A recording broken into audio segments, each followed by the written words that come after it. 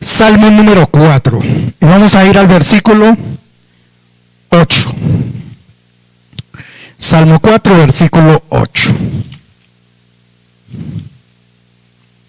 A ver. ¿Ya lo encontraron? ¿Este sí lo encontraron? Gloria al Señor. ¿Qué dice allí la palabra del Señor? Gloria a Dios. El Salmo de Salito. Saluda a Salito allá donde está. Ella lo conoce muy bien y nos lo ha dicho varias veces a través de las redes sociales. Dice: en paz me acostaré y así mismo dormiré. ¿Sabes por qué? Porque solo tú, Señor, me haces vivir confiado. ¿Quién vive confiado en Él? O sea que ustedes descansan y duermen tranquilos. Gloria al nombre del Señor. Tomen asiento.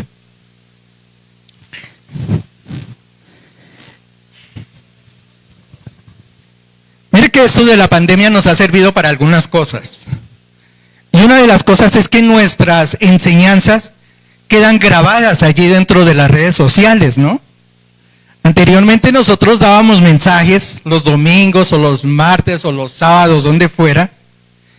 Y después, exceptuando por ejemplo aquí mi hermana Gloria que toma apunte, las enseñanzas se pierden, o mi hermana Rosita ya que está también tomando apunte.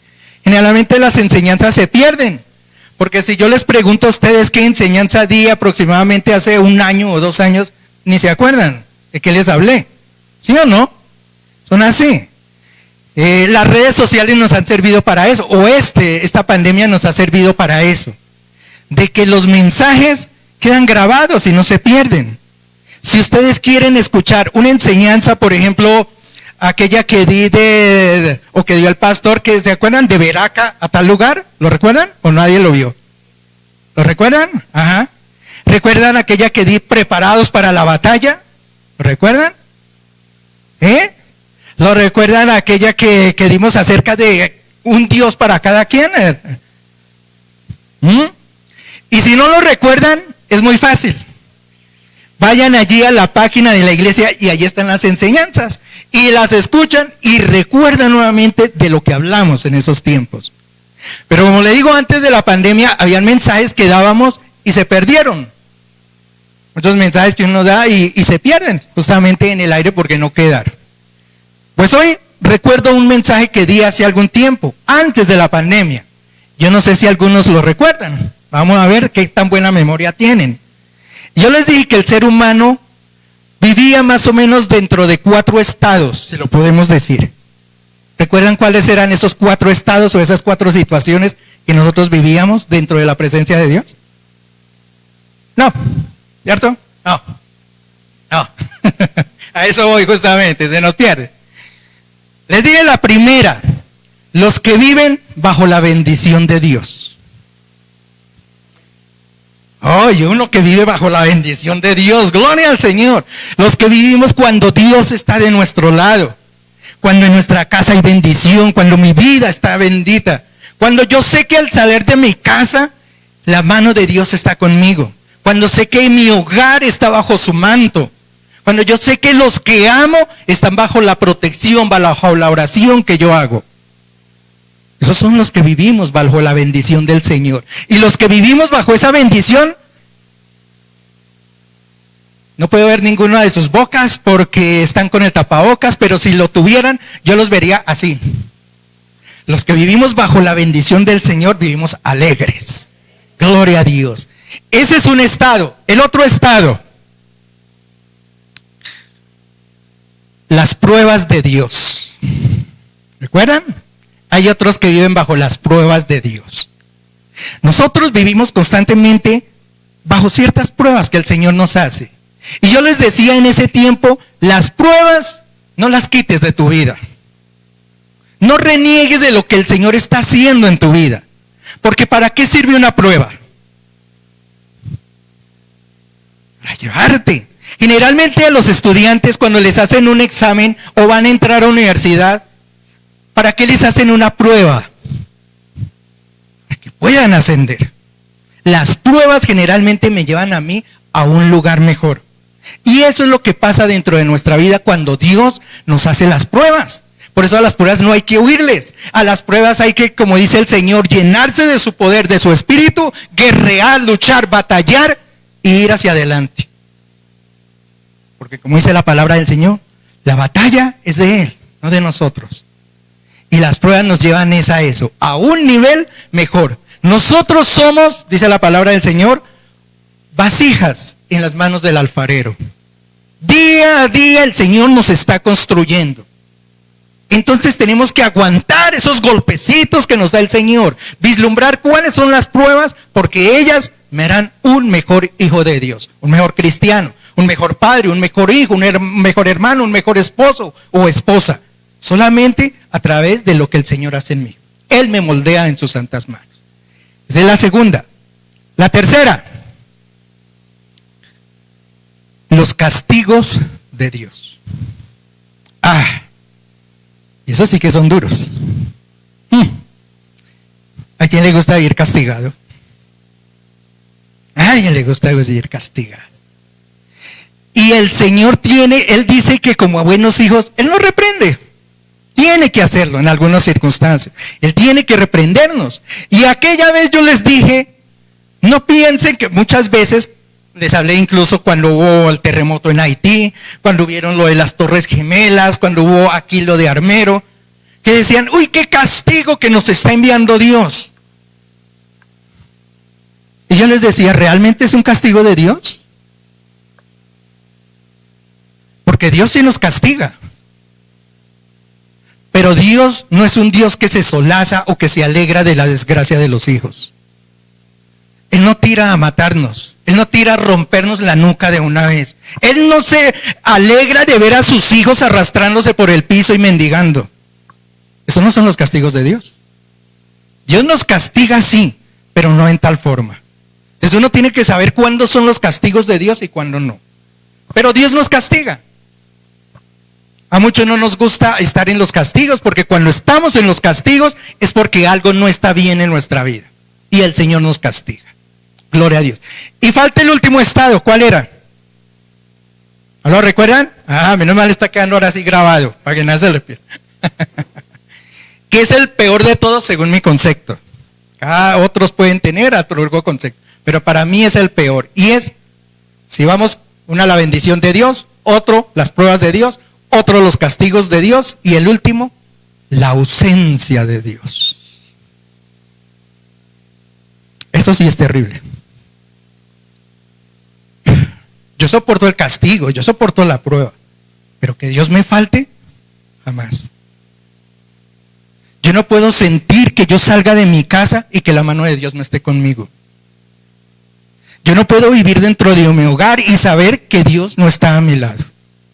Yo no sé la situación de ustedes, pero yo no puedo estar en el trabajo, no puedo estar en la calle, no puedo estar incluso dentro de la iglesia y saber que Dios no está conmigo.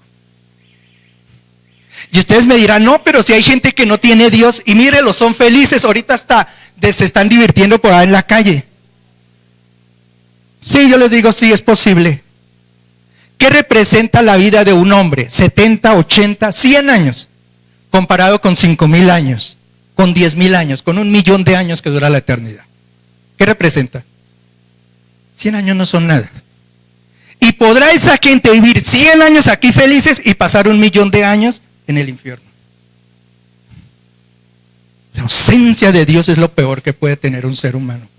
Yo digo que me falte todo, que me falte lo que exista en este mundo, oro y plata y lo que sea, pero que la presencia de Dios nunca esté fuera de mí. Esas son las 4 cosas y los 4 estados donde el ser humano más o menos puede estar. ¿En qué lugar estás? ¿Dónde te hallas tú? Buena pregunta, ¿eh?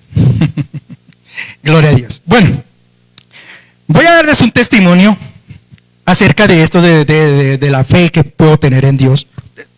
Personal, algo que me pasó a mí, que quiero compartirlo con ustedes en esta mañana.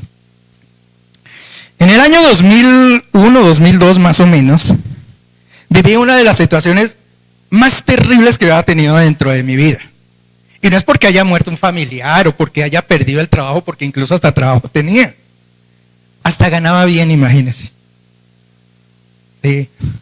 Y sin embargo, fue una de las épocas que si en nuestro libro de la vida lo abriéramos, si yo tuviera que cambiar algunas hojas o algunos renglones, esos años yo los cambiaría. Los borraría y los volvería a escribir. Yo conocí al Señor hace más o menos 50 años. Conocí una iglesia cristiana. Sí, no se asombren, ya tengo más de 50. Hace 50 años más o menos yo conocí la palabra del Señor y me acerqué a sus caminos. Y empecé como todos a trabajar en la obra. Mire, eso me llené de palabra por todos lados. Yo llegué hasta ser líder juvenil en ese tiempo. Sí, señor Ricardo, yo también fui líder juvenil en ese tiempo. Es decir, yo trabajaba en la obra del Señor. Viajé a los Estados Unidos y el hecho de viajar a los Estados Unidos, mire, la iglesia quedó aquí en Colombia. Ya no fue conmigo. Me alejé totalmente del Señor. Para mí ya no existía Dios. Era suficiente con lo que yo tenía. Y viviendo en esa época, alejado de los caminos de Dios, ya les digo, fue el peor tiempo que yo viví. Yo recuerdo que en ese tiempo cuando yo empecé a trabajar allá, yo me ganaba $250 semanales. Y empezó a apretarme el dinero monetariamente. Yo cogía el dinero y el dinero se me esfumaba como humo, como aire. Yo no sabía en qué invertía el dinero. Yo dije, si me gano un poquito más, de pronto yo sé que soluciono la cosa. Me subieron el salario casi a $400. Imagínense, casi el doble. Dije, ahora sí la hice. Ahora sí vamos a ver. No me alcanzaba. Yo enviaba dinero a Colombia en esa época. Yo mensualmente les enviaba por ahí $100 o lo que fuera. Mensualmente. Hasta le corté a la familia. Dejé de mandar dinero. A mí no me alcanzaba el dinero para nada. Llegué al punto en que cogía una hojita, así como esta, y empezaba a escribir: desayuno, $10, almuerzo, $20, todos los días con un horario. A ver si me alcanzaba el dinero. Llegué a ganarme en esa época $650, 3 veces más de lo que llegué ganándome allá. Y el dinero se me iba como agua entre las manos. Yo no me entendía por qué a mí no me alcanzaba el dinero. Todo se me esfumaba. Y ustedes vieran las noches que yo pasaba. Yo dormía por ahí 2 horas, por mucho. Yo era hecha como la canción, sumas y restas. Mañana me gasto esto y hago esto y hago esto. Y toda la noche, como la canción, toda la noche, pero no bailando, sino haciendo cuentas. Haga cuentas y muestre a ver, y si ahorro a esto y si hago aquello. Mira, era una tortura yo en la cama, batallando qué iba a hacer al otro día. Me llegaban los recibos, recibo del agua, recibo del carro, del seguro que había que pagar. Y yo era, cuando ya empezaba la fecha a faltarme 5 días, faltan 5 días y no tengo el dinero. 4 días, 3 días, 2 días. Eso era una tortura total. Una batalla tremenda. Yo no sé si alguien ha pasado aquí alguna vez una época donde tengan una deuda. Los jóvenes no saben de qué estamos hablando, pero los que tienen una deuda, los que han tenido una deuda, sí saben de lo que estoy hablando. Es la peor tortura que existe en el mundo. Eso te sangra la vida, te la roba completamente. No puedes ni estar ni de día ni de noche tranquilo. Es una tortura total. Y esa fue la época que yo viví. Terrible. Un tiempo que ya le digo, el dinero no me aguantaba. Yo me desesperaba por todo. No dormía, no descansaba. Si yo pudiera borrar esos días, yo los borraría totalmente. No sé cómo salí, pero estoy vivo, gracias a Dios. Pasé ese tiempo. Pasaron los años y llegamos como al año 2006, 2007 tal vez, cuando regresamos a la iglesia, ¿no? Como unos 5 o 6 años después. Regresamos a la iglesia un día. Sentimos el llamado. Nos invitaron a una iglesia cristiana y volvimos después de tanto tiempo al Señor. Gloria a Dios. Nuevamente con ese fervor, ¿no? De llegar a la iglesia, de encontrarme con el Señor otra vez. Es una experiencia hermosa, divina. El que sabe encontrarse con Dios, sabe lo bello que es vivir en su manto, vivir bajo su presencia. Llegamos allá y me vieron los pastores, al pastor lo invitaron al grupo desde ese tiempo, entonces él ya empezó a ser músico dentro del grupo de alabanza allí de la iglesia. Y yo intenté con eso de la música, pero a mí como que eso no me pegó mucho, ¿no? Entonces iba un día y otro día no iba. Al fin se cansaron de mí. Ese no cuenta con esto. Pero entonces me buscaron, o el Señor les mostró que yo tenía talento para algo otras cosas. Una noche la pastora me llamó y me dijo: hermano Jairo, yo quiero, el Señor me ha mostrado que usted puede trabajar dentro de la iglesia. Y otra vez me llamaron a ser el líder de adolescentes. Grupo de jovencitos, así como Pancho, como Catico. Grupo de los adolescentes de allá de esa zona. Y ella me dijo: póngalo en oración y que el Señor le muestre si usted puede trabajar en la obra del Señor o no. Dije: perfecto, no hay problema. Como a las 3 semanas, yo ya estaba decidido. Dije: no, yo voy a trabajar con la iglesia. Es algo que me gusta, me fascina trabajar. Fui y los llamé y les dije: ok, yo acepto el cargo, voy a trabajar con los jóvenes. Y empecé a trabajar con los jóvenes. Eso fue el año más o menos 2008. Y ustedes recuerdan, los que de aquí viven en Colombia no lo recuerdan, pero yo creo que nuestro hermano Edson, pastor que estuvimos allá, ¿recuerdan el año 2008, 2009 en Estados Unidos? Fue de las peores recesiones que yo haya conocido. Terrible, qué recesión tan tremenda la que hubo en Estados Unidos. Las personas que nos están viendo allá en Estados Unidos, yo creo que recuerdan esa época. Allá la gente, lo que nunca jamás yo he visto, votaban a la gente era por cantidades. Nosotros trabajábamos en supermercados así como el Éxito acá, y todos los días que llegábamos a trabajar, no, hoy despidieron a 5, a 6, a 7 personas. Era terrible el despido que había. En ese tiempo yo trabajaba conduciendo un camión.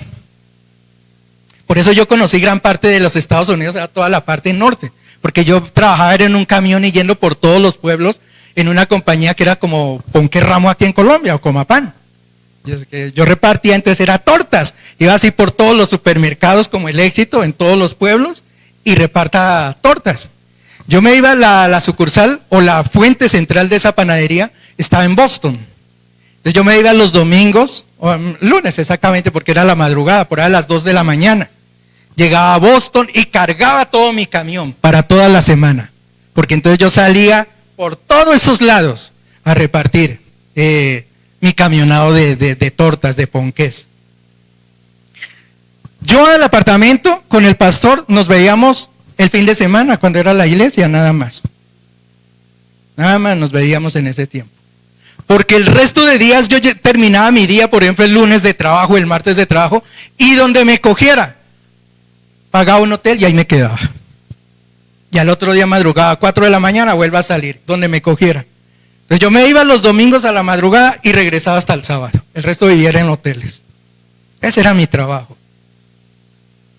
Una mañana recuerdo, salí como a las 4 y eran como las 6, ya como 2 horas de camino, cuando me llamaron de la oficina central, que me devolviera, que me necesitaban.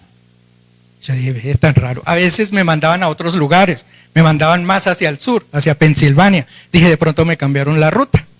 Me regresé. Cuando entré al parqueo, el jefe de personal estaba en la puerta y de una vez se fue hacia el camión. Y ya dije: aquí las cosas ya no son normales.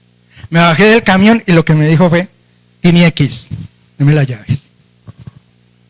Le dije: ¿en fire? Me dijo: sí, está despedido. Se acabó el trabajo. Esa fue las peores recesiones que tuvo Estados Unidos, año 2008-2009. Era impresionante como... Y a mí me despidieron, me quedé sin trabajo. Bueno, dije: Dios dará. Recuerdo una tarde y yendo hacia el culto, que eran los domingos, lo recuerdan, 3 de la tarde. No había sino un culto, 3 de la tarde. Y yendo hacia allá, le dije al copastor que iba conmigo. Nosotros, cada uno tenía su carro y los domingos nos íbamos o en el carro de él o en el carro mío, pero no llevábamos los 2 carros. Íbamos, creo que en el carro de él. Y yo le dije: ¿qué cambio de cuando está Dios en las cosas inmiscuido? cuando la mano de Dios está sobre uno.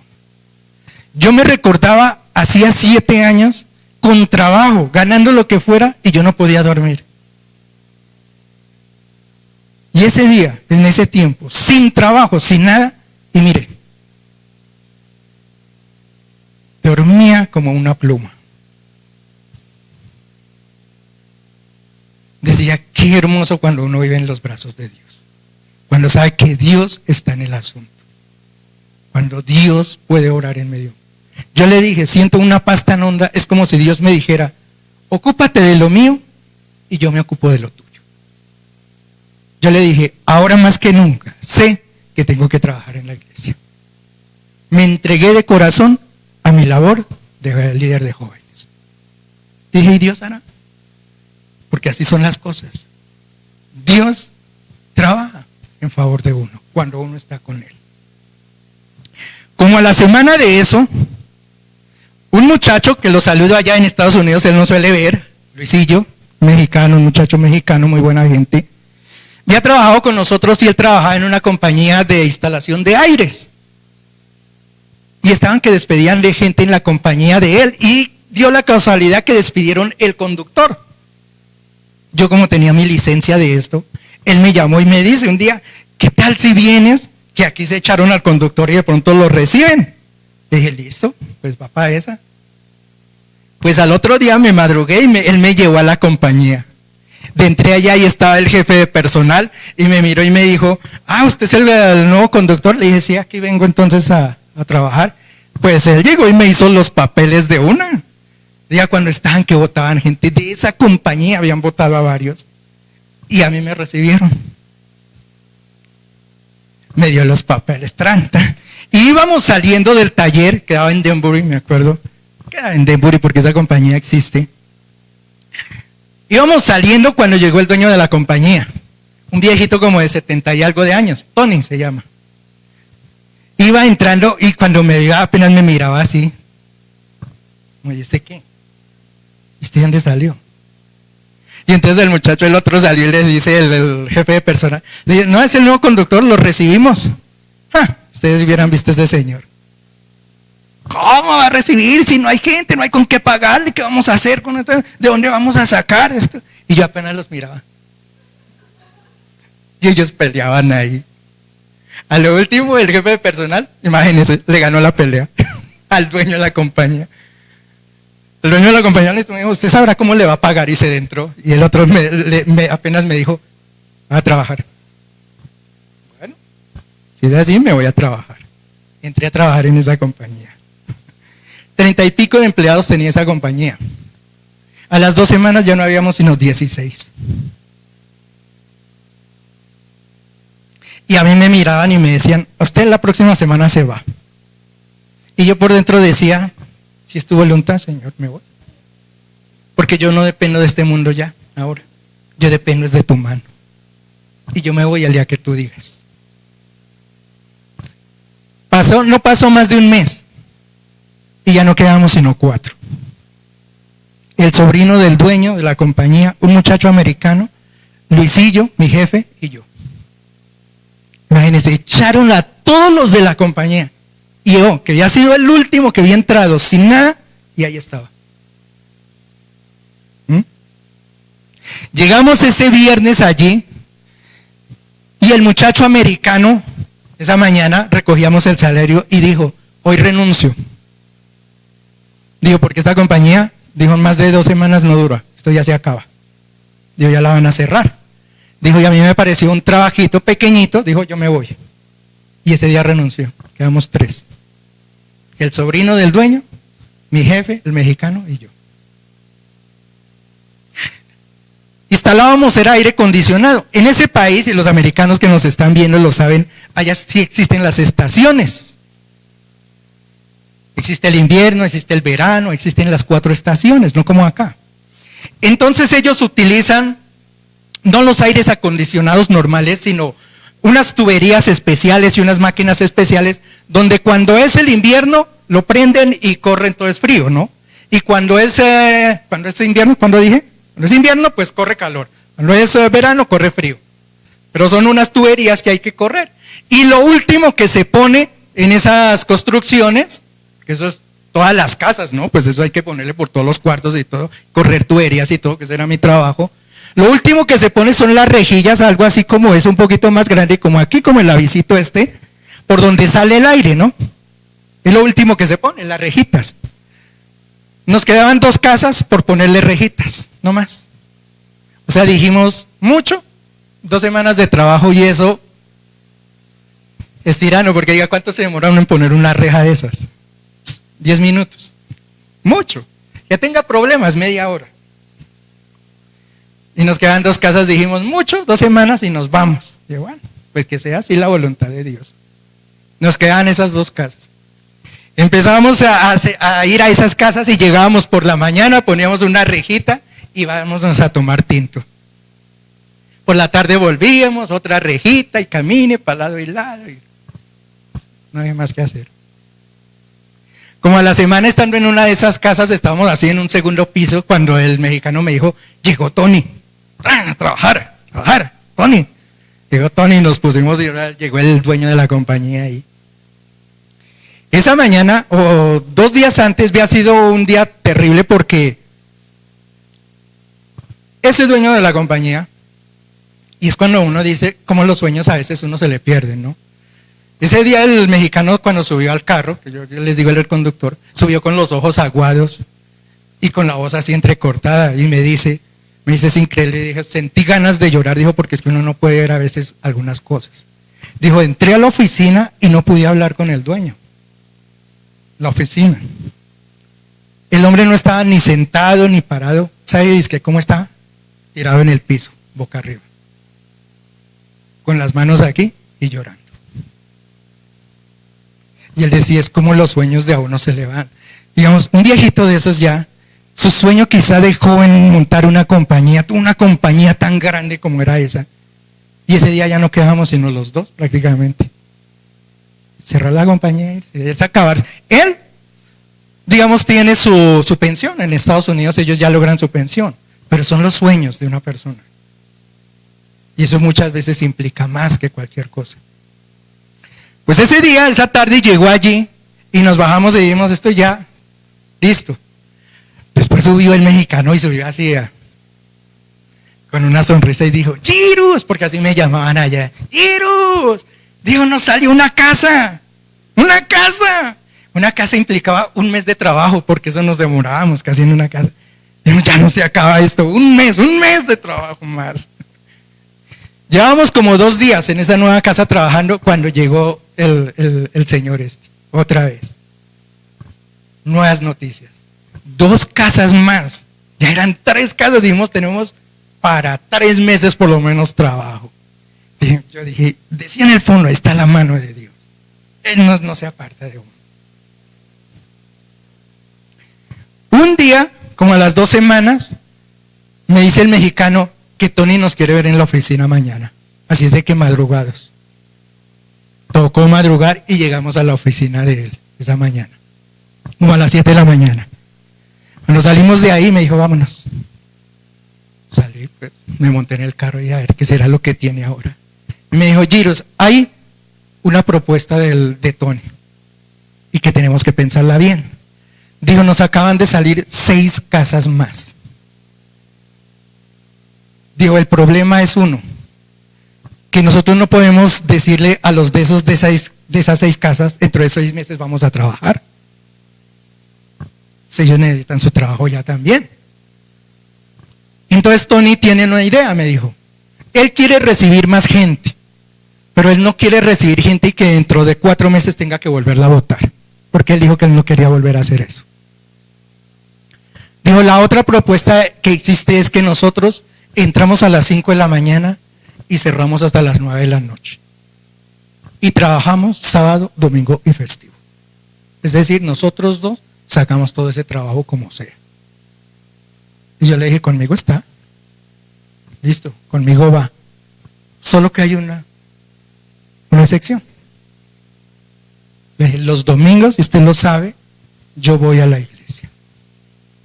Y le dije, en ese no hay negocio. Ese no entra en el negocio. Yo las cosas de Dios no las negocio. Desde ese tiempo yo aprendí que las cosas de Dios no se negocian. Las cosas de Dios son sagradas. Los domingos voy a la iglesia, yo no tengo tiempo para otra cosa. Entonces él me dijo, pues yo voy a hablar con Tony, porque eso no corresponde a mí. Y yo, pues así será. Al otro día entonces nos madrugamos otra vez a la oficina. Fue él, entró por acá con el dueño de la compañía, salió y me dijo, vámonos. Ya en el carro entonces se subió, yo esperando a ver qué iba a decir, me iban a votar o iba a seguir.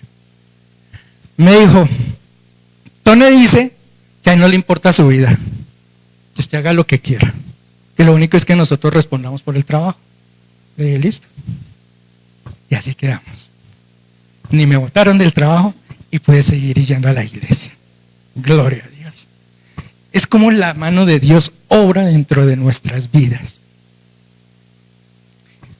Salimos adelante. Esa compañía, cuando yo me vine, yo duré un año más después. Cuando yo me vine, durante ese mes, le había salido al Señor un contrato nuevo. Y no una casa, ni dos, ni tres. Todo un conjunto de casas. Tenía trabajo por lo menos para 3 o 4 años ya. Es ver cómo Dios puede obrar en medio. Es saber uno ponerse en las manos de Dios. Eso me enseñó en la vida y me enseñó, ya le digo, 2 cosas. Un día que yo viví con trabajo, con cosas, y mire cómo fue mi vida destruida. Y otro tiempo cuando fui amenazado de todo, pero tenía la mano de Dios. Y Dios me sacó adelante. Es aprender a tener un no fue en el Señor. Por eso hoy, cuando me paro yo aquí y les hablo con fe a ustedes, que Dios pelea nuestras batallas, que vamos, que Dios está aquí, no crean que yo me lo invento, o porque lo leí, o porque me lo contaron, porque yo lo viví, y yo digo lo que siento, porque Dios llenó de fe mi corazón. Él fue el que hizo la obra. Amén. Quiero terminar con una historia que por ahí leí y que va muy aplicada a lo de la enseñanza de esta mañana. Es una historia de un peladito que pasó en Estados Unidos. Yo no sé si ustedes sepan, en Estados Unidos hay tiempos de vacaciones a mitad de año también, así, los escolares, ¿no? Entonces cuenta la historia que había un peladito que los papás siempre lo llevaban donde los abuelitos a que tuviera vacaciones, ¿no? Y los pelados aquí presentes, ellos cuando llegan a los 12 años, yo ya soy grande, yo ya me manejo, yo ya no necesito que me ayuden. ¿Sí o no? Así son los pelados. O sea, el muchachito se sintió así. Como los papás lo llevaban en el tren y lo dejaban allá en la casa de los abuelitos y esto, se paró el muchacho un día y dijo, a mí me da vergüenza. Llego allá y mis compañeros y mis primitos me miran y usted con su papá todavía. Y yo les decía, quédense allá una cuadrita antes. No, pero no van hasta la casa, ustedes quedan acá, yo voy solito. Les da pena que el papá llegara con ellos.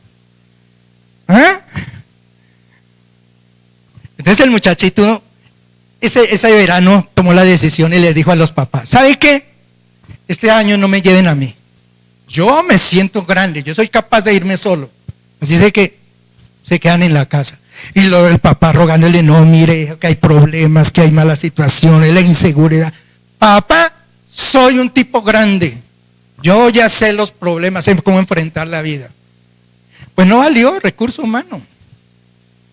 Lo convenció, le tocó al papá, bueno, está bien, váyase solo si es lo que quiere. Usted ya está prevenido de lo que le puede pasar en el camino. Le hicieron su maletita y lo llevaron a despedirlo.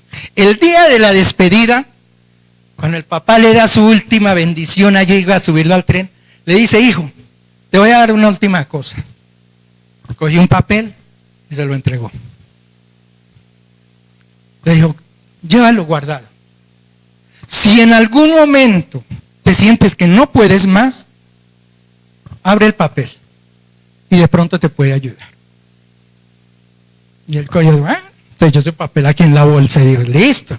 Se subió al tren el muchacho. Se pega ya a la ventana y arranca el tren y todo feliz. Cuando empieza a escuchar por ahí, y él sentía que estaban hablando de él y empieza a mirar.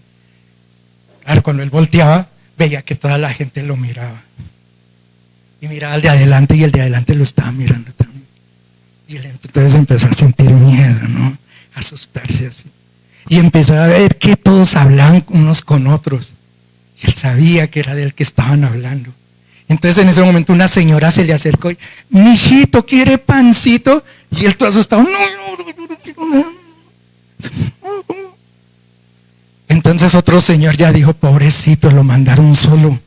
¿Será que llamamos la policía? Y el muchacho, no, ¿cómo le llamamos la policía? No. Entonces dijeron, llamemos al del tren, al mecánico del tren. Y le decimos que haga un niño solo. ¿Ah? Y él asustado allí, él sentía que era una jauría, que se lo quería comer, lo quería devorar. Y él, entre más allí, no sabía ya qué hacer, es desesperado. Escuchó al final que en la estación que llegaran, lo iban a entregar a la policía. Y él ahí quedó pensando, ya iba acercándose el tren a la estación. Llegó a la estación y dijo, ¿y ahora qué? Sintió que la gente se paró y él sintió que era todos contra él. Se para y dice, no, yo aquí no me quedo. Y se para y arranca a correr. Digo, aquí nadie me ataja. Sale a la puerta del tren, se va a botar cuando se acordó. El papel. Saca el papel y de una vez dice, el momento de angustia, si hay algo, recuerda el papel. Lo abrió y lo leyó. ¿Sabes qué decía? Decía, no te preocupes, hijo, yo voy en el último vagón.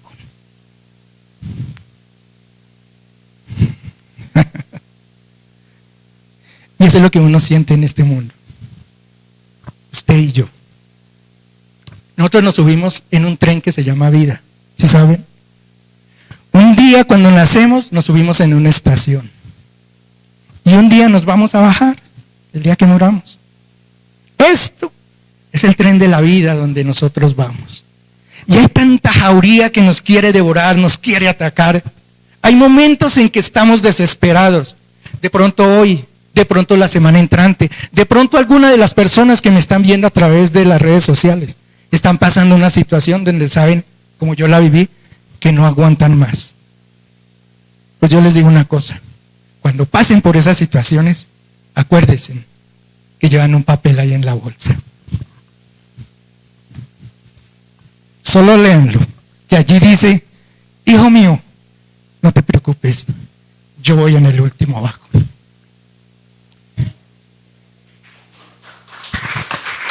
Pónganse de pie, por favor.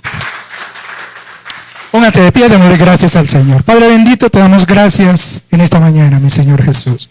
Gracias por tu palabra, gracias por lo que nos has enseñado, mi Señor Jesús. Aprendemos a tener confianza en ti, mi Señor.